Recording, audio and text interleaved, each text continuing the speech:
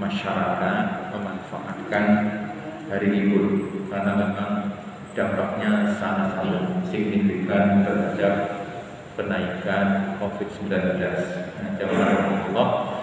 Insya Allah kita semua tetap disiplin, istiqomah, jangan abai keadaan sekarang, jangan menyepelekan, karena tetangga kita, saudara kita sedang diuji Allah ini. Tapi kita doakan mudah-mudahan diberikan kekuatan lahir dan batin, tetap kita disiplin.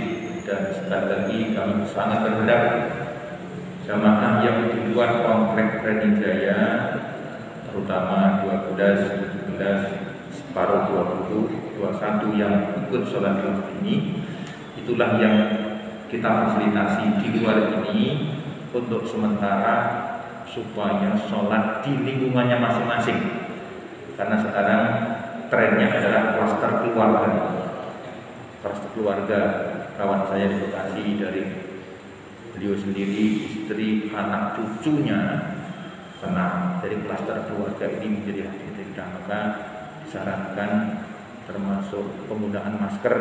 Masker ini karena sudah varian baru, mohon maaf ya, kita bukan nakal-nakalin, kita tidak boleh terlalu takut, tapi tetap ikhtiar dan paham. Jadi ketika keluar itu menggunakan 2 masker medis seperti ini. Kemudian kalau masker N95 tanpa lapisan tidak masalah, tapi diharapkan kehati-hatian kita untuk menjaga diri kita, apalagi yang komorbid ini yang harus hati-hati. Ini masih jauh perjalanan kita, tapi insya Allah dengan doa kita bersama Allah meringankan wabah, Allah meninggalkan musibah yang diberikan kepada bangsa ini, termasuk Allah melindungi kepada kita semua. Ini jamaah semua sebagai pengantar, mari kita simak sama-sama lanjutan kajian tafsir Jalalain yang disampaikan oleh Mukarram Ustaz Haji Agus Mardoko. Dan mudah-mudahan kajian ini akan menambah wawasan keilmuan kita, seberapapun yang kita peroleh.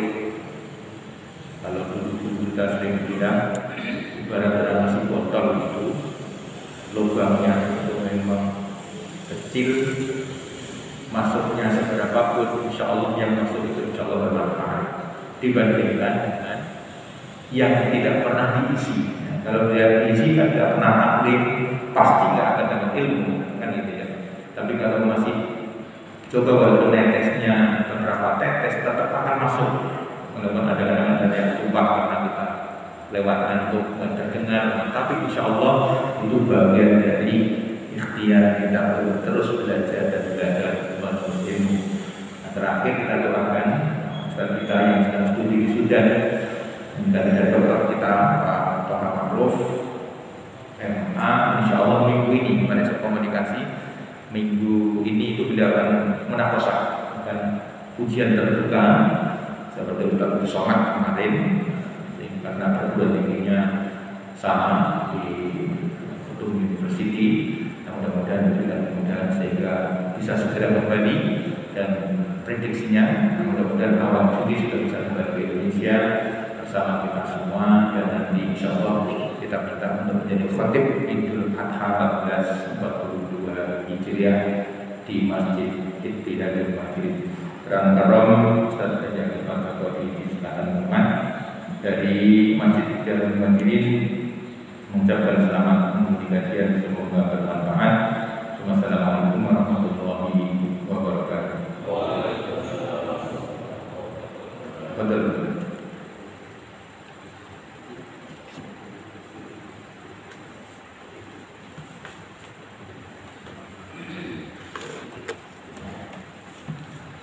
Assalamualaikum warahmatullahi wabarakatuh.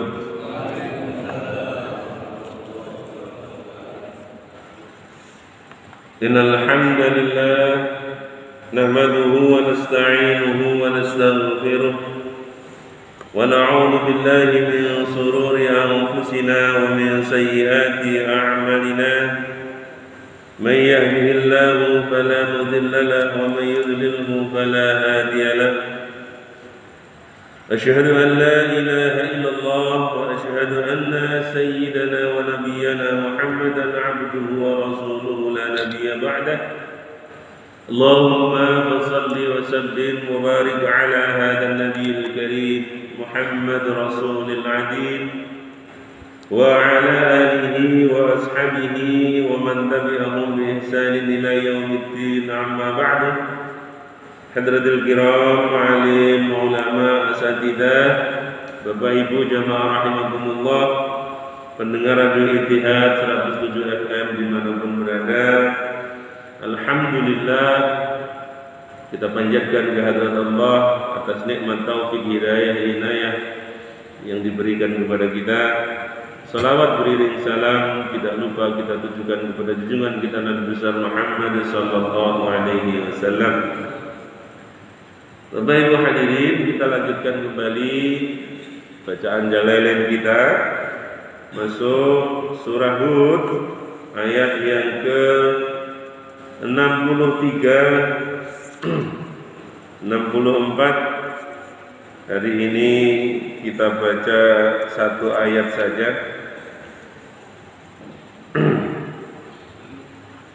Sebelum kita baca, kita kirimkan barokah Fatihah untuk orang tua kita, untuk guru-guru kita, khusus mufassir hadzal kitab. Wa nafa'ana wa iyyakum fid dini wad dharain. Amin. Al-Fatihah. A'udzu billahi minasy syaithanir rajim. Bismillahirrahmanirrahim. Alhamdulillahi rabbil alamin. Ar-Rahmanir Rahim. مالك يوم الدين إياك نعبد وإياك نستعين اهدنا الصراط المستقيم صراط الذين أنعمت عليهم غير المغضوب عليهم ولا الضالين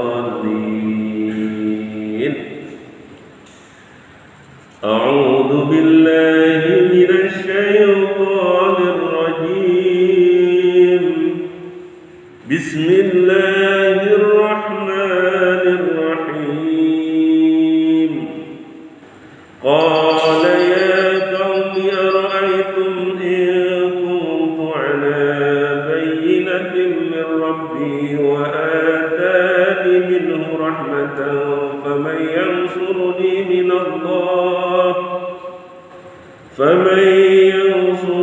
من الله إن عصيته فما تزيدونني غير تخسير ويا قوم هذه ناقة الله لكم آية فذروها تعكل في أرض الله ولا تمسوها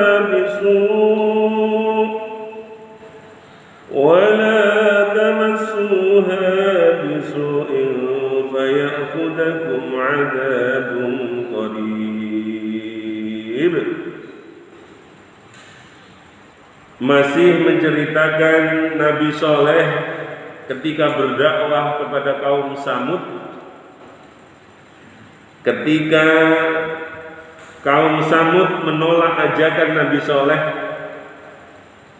padahal Nabi Soleh itu adalah dari golongan mereka, dari kabilah mereka.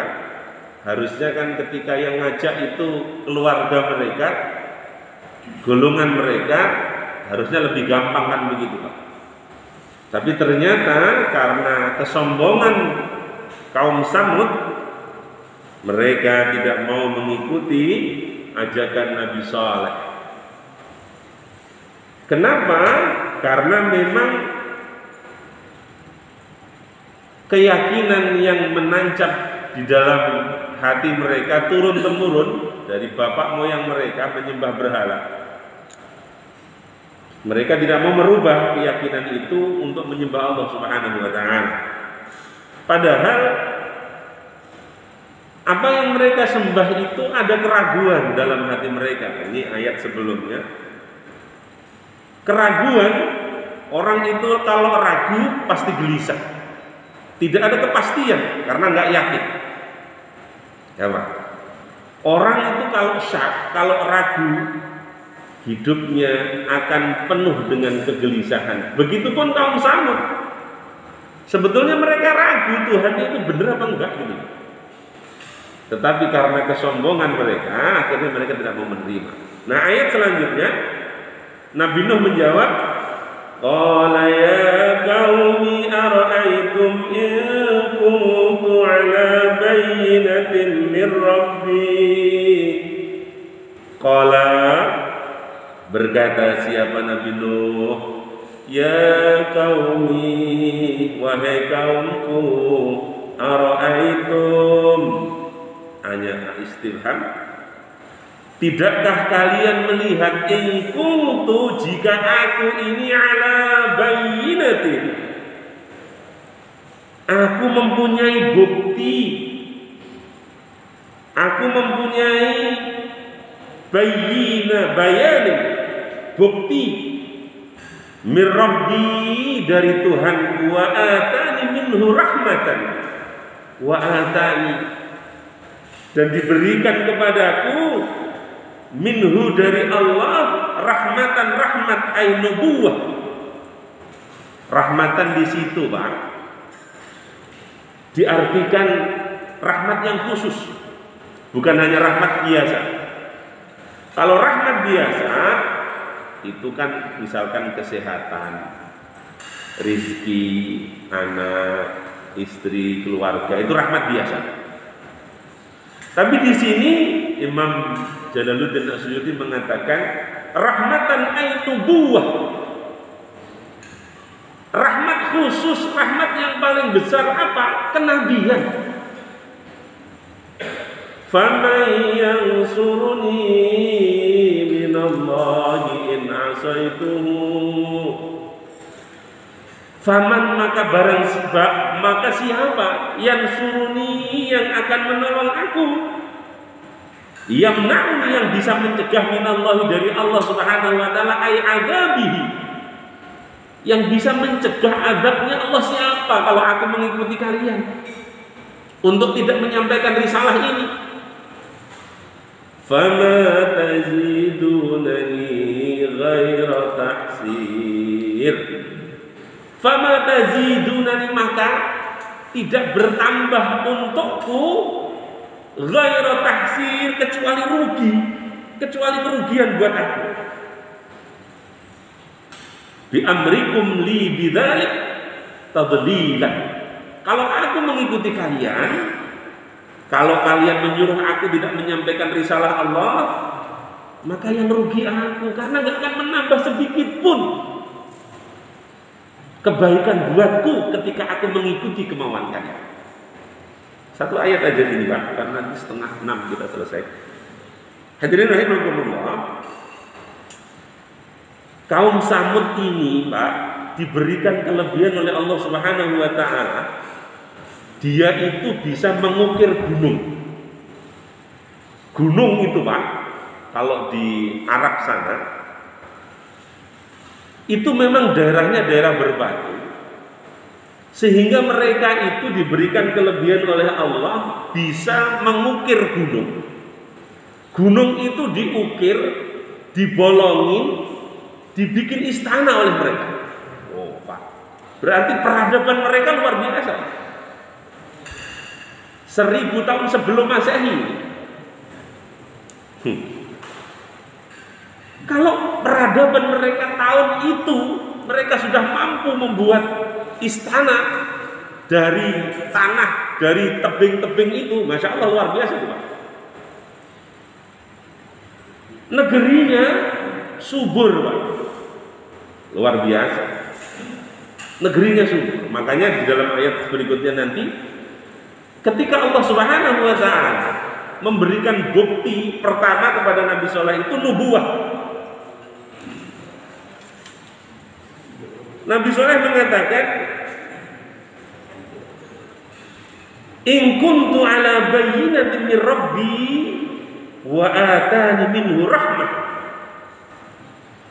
Wahai umatku, jika engkau, ini pengandaian yang pasti akan terjadi karena nanti diberikan Allah.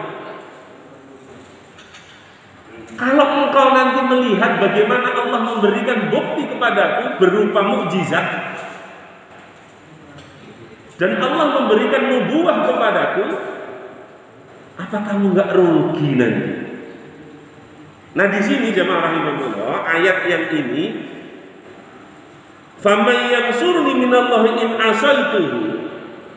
Ini sebagian ulama memberikan penafsiran ketakutan Nabi Saleh, kekhawatiran Nabi Saleh. Khawatir karena apa? Kalau aku mengikuti kamu, maka siapa yang akan menolong aku? Kalau enggak Allah Subhanahu wa taala, karena tidak ada yang bisa menolong kecuali Allah. Ini Pak. Jadi kekhawatiran Nabi Saleh ini disampaikan kepada umatnya supaya umatnya juga belajar. Umatku, kamu juga harus khawatir kalau Allah tidak menolong kamu. Karena apa? Tidak ada yang bisa menolong kecuali Allah Subhanahu wa taala. Makanya di dalam ayat yang lalu, wa amma man khafa maqama rabbih wa nahan nafsa 'anil hawa fa innal jannata hiyal ma'wa. Siapa yang takut kepada Allah, takut kalau Allah memberikan azab, takut kalau Allah marah, takut kalau Allah memurkai kita. Karena apa? Karena kita melanggar peraturan Allah dan dia mampu menahan hawa nafsunya, surga. Begitupun yang disampaikan oleh Saleh kepada umatnya. Jadi bukti yang diberikan Allah kepada Nabi Saleh, mukjizatnya itu Pak. Di dalam tafsir yang lain tadi coba saya baca. Ketika umatnya Nabi Saleh itu pinter gambar. Jadi tebing itu digambarin, dipahat, seakan-akan gambarnya itu hidup. Karena kan 3 dimensi itu, gitu kan? Pahatan gedung itu 3 dimensi. Kalau gambar di dinding itu kan cuma 2 dimensi atau 1 dimensi kan? Nah, umatnya itu ada yang ngomong, coba kamu bikin deh binatang yang bisa hidup. Dari batu itu Pak terbelah, kemudian keluarlah onta betina. Onta betina itu di dalam tafsir Munir, saya coba baca. Onta betina itu ternyata bulunya lebat dan dia hamil 10 bulan. Oh, luar biasa. Artinya apa? Allah menunjukkan kepada umatnya Nabi Saleh, kalau engkau hanya mampu menggambar, kalau hanya engkau mampu memahat, kalau engkau hanya mampu membuat diorama seperti ini, Allah melebihi itu. Allah mampu dan bisa. Nah gini nih Pak. Makanya ayat selanjutnya itu kan disebut naqatullahi lakum wa ya qaumi hadhihi naqatullahi. Wahai kaumku, ini adalah ontanya Allah. Di dalam Al-Quran, di dalam hadis itu Pak, kalau ada kalimat kemudian disandarkan kepada Allah, maka barang itu jadi mulia, melebihi barang-barang yang lain. Kitab itu biasa saja, tapi kalau belakangnya ada kitabullah, maka kitab itu akan menjadi spesial.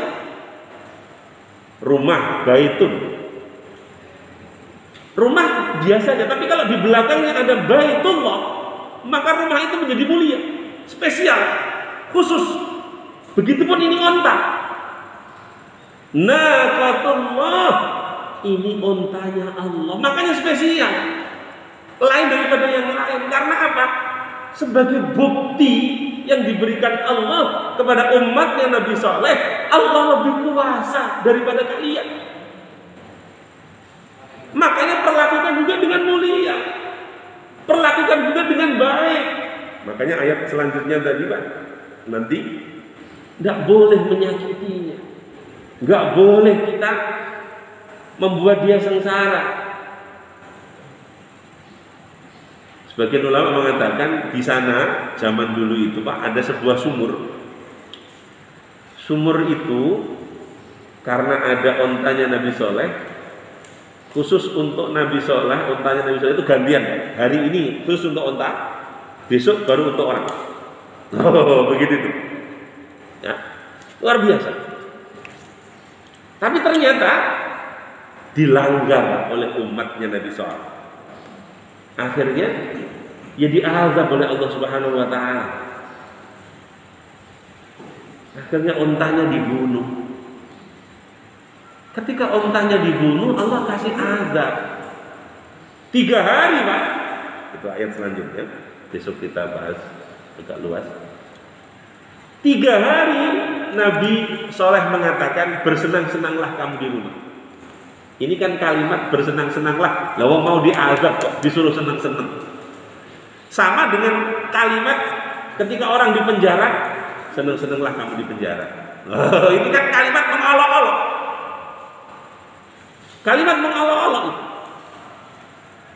3 hari, hari Rabu, hari Kamis, hari Jumat, itu tanda Allah memberikan azab kepada mereka sudah ada, Pak. Hari Rabu, muka-muka orang-orang yang tidak iman kepada Nabi Shalih berubah menjadi kuning.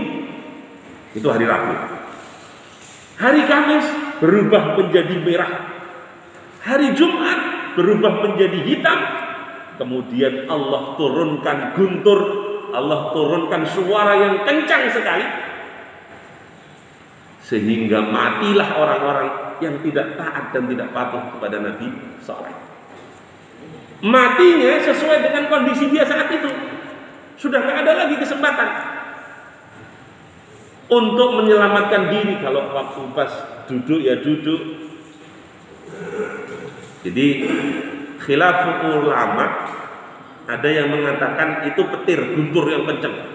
Ada yang mengatakan itu suara biasa, suara tapi suara yang kencang. Jadi bahwa pendapat ulama itu memang banyak.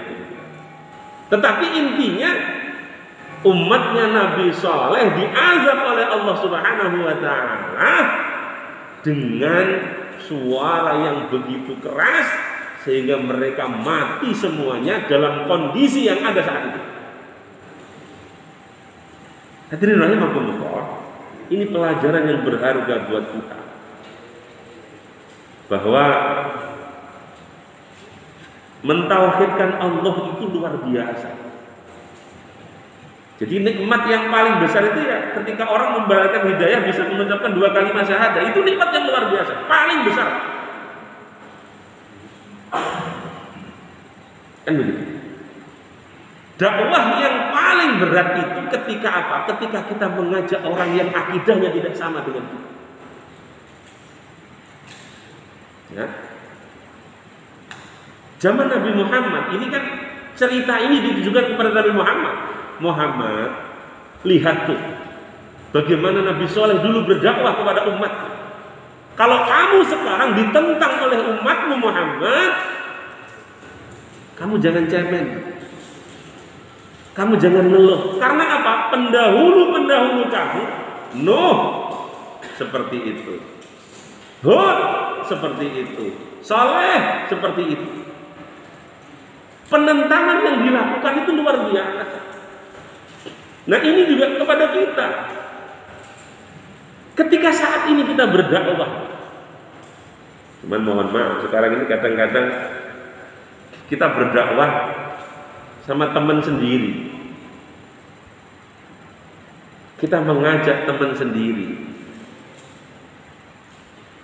Zaman Rasul itu Pak, ketika mereka berdakwah kepada orang kafir, itu aja Rasulullah mengajaknya kan, ud'u ila sabili rabbika bil hikmah wal mau'izatil hasanah wajadilhum billati hi ahsan. Ajaklah orang-orang itu, panggillah mereka dengan baik, dengan lemah lembut. Ya. Walau kunta faddan ghalidhal qalbi lang faddu min halik. Kalau kamu kasar, kalau kamu keras, orang itu nggak akan simpati kepadamu, tapi malah jauh kepadamu. Dan ini yang kita ajak sekarang kan teman-teman kita yang sudah satu agama, sudah satu akidah, gitu loh. Ya, dengan cara yang baik, dengan cara yang lemah lembut, dengan bahasa yang indah, dengan bahasa yang enak, kan begitu Pak? Ya, wong ngajak zaman Nabi saja, ketika mengajak orang kafir aja dia lemah lembut, apalagi ngajak orang yang sudah beragama Islam, kan begitu Pak? Masalah mereka mau atau tidak bukan urusan kita. Bukan urusan kita, itu urusannya Allah yang memberikan hidayah. Hidayah agama sudah diberikan kepada saudara-saudara kita. Gitu loh Pak. Jadi jamaah rahimakumullah, ketika kita berdakwah juga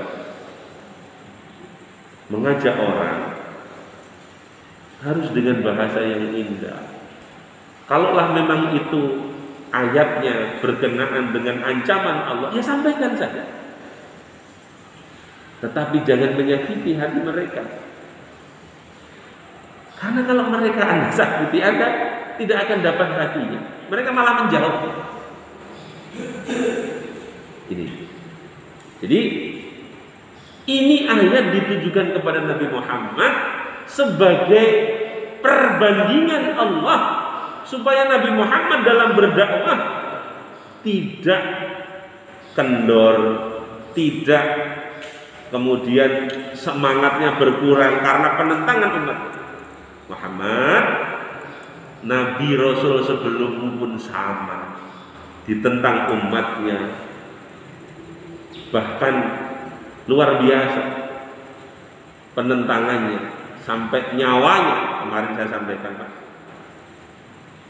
Bani Israel itu luar biasa. Bagaimana Yahya dan Zakaria, itu dikejar-kejar sampai dipotong sama Bani Israel, kan begitu. Bagaimana Nabi Isa dikejar-kejar oleh mereka, mau dibunuh, diselamatkan oleh Allah Subhanahu wa taala. Nah, ini satu ayat saya sampaikan. Kita bersama-sama berkirim doa kepada almarhumah yang akan dipimpin Pak Dr. Haji Amin. Pak Kiai Adnan, tafadhol diminta sama Pak Kiai Hamid untuk memimpin doa. Saya cukupkan sekian, kurang lebihnya mohon maaf. Kalau benar dari Allah, kalau salah karena keterbatasan apa yang saya pahami. Walaupun minggum. Wassalamualaikum warahmatullahi wabarakatuh.